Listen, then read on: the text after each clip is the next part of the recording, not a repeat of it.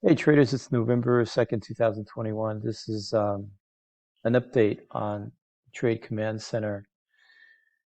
Pretty impressive. Today we had over 300 pips in less than 9 hours. Trade signals that was sent out around the European session. Some were rollovers from last week. So let me just show you the panel. It's really simple, straightforward. Even if you don't know how to trade, if you don't know anything about trading Forex, if you can follow instructions, you'll make money trading this platform. Pound New Zealand, direction is a buy, entry 90.20, stop loss, and then you have targets and you have a chart.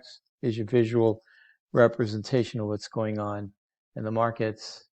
Um, and there it is, 300 pips in less than 9 hours. There's a free webinar November 9th at 9 a.m. Eastern. If you'd like to purchase it before, just click on the link on the bottom of this YouTube video. And I'll see you at the webinar. That's a Tuesday, I believe. Thanks for watching. I'll see everyone in a few days.